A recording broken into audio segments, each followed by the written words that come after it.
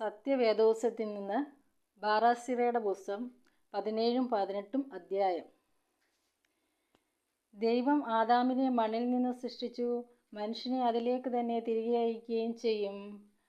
അവർ ജീവിച്ചിരിക്കേണ്ട കാലസംഖ്യയും താൻ നിശ്ചയിച്ചു. സകലത്തിന്മേലും അവരെ അധികാരികളാക്കി, ശക്തിയും ഭക്തിയും അവരെ അണിയിച്ചു. മൃഗങ്ങൾ, പക്ഷികളായവ അവരെ ഭയപ്പെടുമാറാക്കി. അവരുടെ ഹൃദയത്തിൽ വിജ്ഞാനവും ചിന്താശക്തിയും നൽകി. നന്മയും തിന്മയും ഏവ എന്ന് അവരെ ഗ്രഹിപ്പിച്ചു. അവർക്ക് വായും നാവും കണ്ണുകളും ചെവികളും വിവേചനശേഷിയുള്ള മനസ്സ് നൽകി.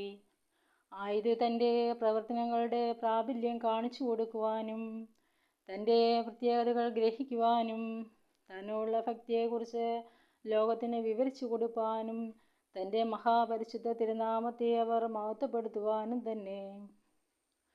താൻ അവരുമായി ഉടമ്പടി ചെയ്തു, ജീവന്റെ പ്രമാണങ്ങൾ അവരെ പഠിപ്പിച്ചു. നിത്യമായ ഉടമ്പടി താൻ അവർക്ക് നിശ്ചയിച്ചു, തൻ്റെ വിധികൾ അവരെ ഗ്രഹിപ്പിച്ചു. തൻ്റെ മഹിമയിൽ തേജസ് അവരുടെ കണ്ണുകൾ കൊണ്ട് അവർ കണ്ടു. സ്വന്തം ചെവികൾ കൊണ്ട് തൻ്റെ സംസാര മഹിമയെ അവർ ഗ്രഹിച്ചു. താൻ അവരോട് കാപട്യം കാണിക്കാതിരിപ്പാൻ സൂക്ഷിച്ചു കൊള്ളണമെന്ന് കൽപ്പിച്ചു. കൂട്ടുകാരനോടുള്ള കടമ എന്തെന്നും നിശ്ചയിച്ചു. അവരുടെ വഴികൾ തിരുമുമ്പിൽ പ്രത്യക്ഷമാണെന്നും തിരുദൃഷ്ടിയിൽ നിന്നും അവ മാറിപ്പോവുകയില്ല എന്നും അവരെ ഗ്രഹിപ്പിച്ചു. സർവ്വജനതകൾക്കും അധികാരികളെ താൻ നിയമിച്ചു. എന്നാൽ ഇസ്രായേലോ തൻ്റെ സ്വന്തം അവകാശം. അവരുടെ എല്ലാ പ്രവൃത്തികളും സൂര്യാസ്തമനം തിരുമുമ്പിൽ ഉദയം ചെയ്തിരിക്കുകയാണ്. അവരുടെ എല്ലാ ചിന്തകളും തിരുസന്നിധിയിൽ സ്പഷ്ടമത്രേ. അവരുടെ അപരാധങ്ങൾ തിരുമുമ്പിൽ നിന്നും മറഞ്ഞിരിക്കുന്നില്ല. എല്ലാ മനുഷ്യരുടെയും പാപങ്ങൾ തിരുമുമ്പിൽ എഴുതപ്പെട്ടിരിക്കുന്നു. എല്ലാവരുടെയും ജീവിത വിജയം എഴുതി മുദ്രിതമായിരിക്കുന്നു. എല്ലാവരുടെയും ദാനധർമ്മങ്ങൾ കണ്ണിൻ്റെ കൃഷ്ണമണി പോലെ തിരുസന്നിധിയിൽ സൂക്ഷിക്കപ്പെട്ടിട്ടുണ്ട്. അവസാനം താൻ വെളിപ്പെടും, പ്രതിഫലമോ ആക്കുകയും ചെയ്യും. അപരാധികൾക്കുള്ള പ്രതികാരം അവരുടെ ശിരസിന്മേൽ തന്നെ പതിക്കും. എന്നാൽ അനുതാപികൾക്ക് താൻ അനുതാപത്തിനുള്ള അവസരം നൽകിയിരിക്കുന്നു.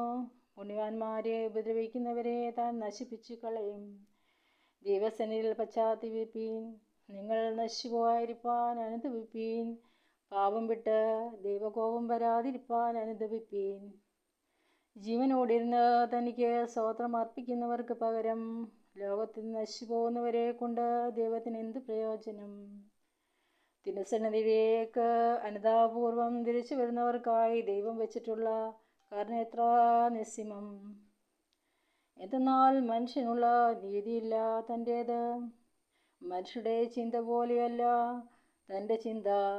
പകലിൽ നിന്ന് സൂര്യൻ മാറിക്കഴിഞ്ഞാൽ അന്ധകാരം ഉളവാകുന്നു. ഇതാണ് മനുഷ്യൻ ജഡവും രക്തവുമായതിനാൽ ജീവനുളവാക്കുന്ന അമിതമോഹത്തെ നിയന്ത്രിക്കത്തക്കവൻ്റെ സ്ഥിതി. ദൈവം സ്വർഗീയ സൈന്യങ്ങളെ വിധിക്കുന്ന പൂഴിയും ചാരവുമാകുന്ന മനുഷ്യനെയും വിധിക്കുന്നു. തൻ്റെ പ്രവൃത്തികളെ വിവരിപ്പാൻ ആർക്ക് കഴിയും? തൻ്റെ വീര്യപ്രവൃത്തികളെ എണ്ണിത്തീർക്കാൻ ആർക്ക് സാധിക്കും? ദൈവം ഏകൻ മാത്രം കുറ്റമറ്റവൻ. മനുഷ്യൻ്റെ അന്വേഷണത്തിൻ്റെ അവസാനത്തിലും അവൻ ആരംഭത്തിൽ തന്നെ നിൽക്കുന്നു. അവർ അനുതപിക്കുമെങ്കിൽ അവർ അത്ഭുതം കാണിക്കും. മനുഷ്യൻ എന്തുള്ളൂ? എന്താണ് അവരുടെ കുറവ്? എന്താണ് അവരുടെ പ്രയോജനം?